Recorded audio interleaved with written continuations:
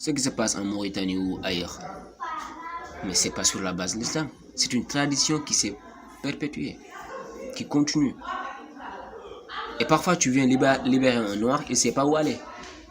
Alors, c'est une manque d'organisation de nos dirigeants. C'est juste ça. Il faut que ces gens-là aient où aller parce qu'ils n'ont plus de famille. La seule famille qui reste, c'est leur maître. Alors, ça demande beaucoup de moyens, beaucoup. Ça demande beaucoup.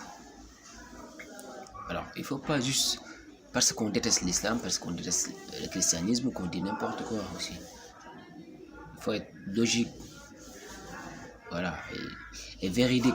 Parce que si tu n'es pas véridique, ça veut dire que toi, ce que tu es en train de pratiquer, c'est faux, parce que tu es en train de mentir.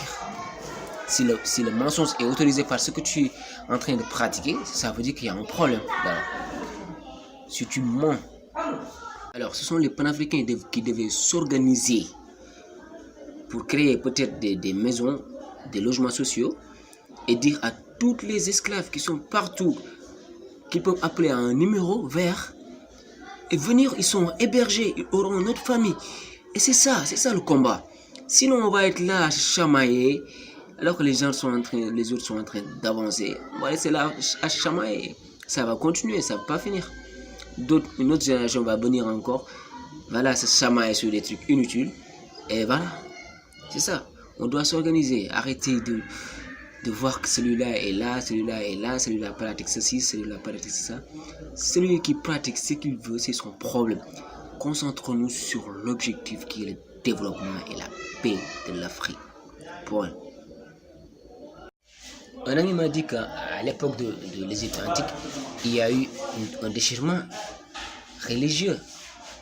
En fait, d'Amon et d'Aton. Voilà. Il y a eu un déchirement religieux entre musulmans. Les chiites et les sunnites ne s'entendent pas. Les protestants et les catholiques, je sais pas, ils ne s'entendent pas. Alors si nous, panafricains aussi, on est là, qui devait être plus malins que les autres, on est là à perdre notre temps, à se déchirer entre nous, on va perdre notre temps. Et ça va continuer. Les autres générations vont venir faire pareil. Et après, on va continuer à perdre notre temps. Voilà. Concentrons-nous sur l'essentiel. Aussi, à propos des prénoms, on n'est pas obligé de donner un prénom à nos enfants, un prénom musulman. Non, c'est pas obligatoire. Il y a beaucoup de choses qui ne sont pas obligatoires en islam, que les gens rendent obligatoires. Tu es libre de donner n'importe quel nom à ton enfant. C'est ça. En fait, il ne faut pas juste venir dire des trucs qu'on ne maîtrise pas. Il y a beaucoup de choses qu'on tolère dans l'islam qui ne sont pas obligatoires. Voilà. Et aussi, il y a les noms. Quand tu dis quelqu'un, il s'appelle Mohamed Badji, mais on sait déjà, ce Badji-là n'est pas français, ce Badji-là est africain. Le nom est là. Même si le prénom change, le nom est là. Et ce n'est pas obligatoire que le prénom soit Mohamed. Ça peut être notre prénom africain. Voilà. Il ne faut pas se compliquer les choses.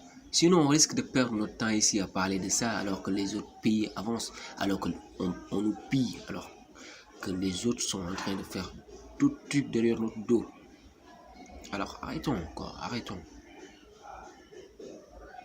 C'est vrai que les dirigeants en Arabie Saoudite, c'est des connards, c'est vrai. Mais il faut pas prendre les dirigeants en Arabie Saoudite et dire c'est les musulmans, quoi, arrêtez. Ce qu'ils font, ça les concerne. Les dirigeants, la plupart des dirigeants en Afrique, ils ne sont pas normaux. Ils ne travaillent pas pour leur pays. Alors ne prenez pas ces dirigeants et dire que, voilà, sont les Africains. Ce ne sont pas tous les Africains. Tout le monde n'est pas d'accord avec leur fonctionnement. C'est ça. Les dirigeants en Arabie Saoudite, la plus grande partie ne sont pas des musulmans. Ils font n'importe quoi. Ces Saoudiens-là, c'est n'importe quoi. Voilà. Il faut arrêter. Quand on ne comprend pas beaucoup de choses, il faut être modeste et apprendre. Voilà, laissez passer les choses. C'est très important. Le nègre ignore que ses ancêtres qui se sont adaptés aux conditions matérielles de la vallée du Nil sont les plus anciens guides de l'humanité dans la voie de la civilisation. Ce sont eux qui ont créé l'art, la religion, l'écriture, les sciences, l'agriculture, à l'époque où le reste du monde était plongé dans la barbarie.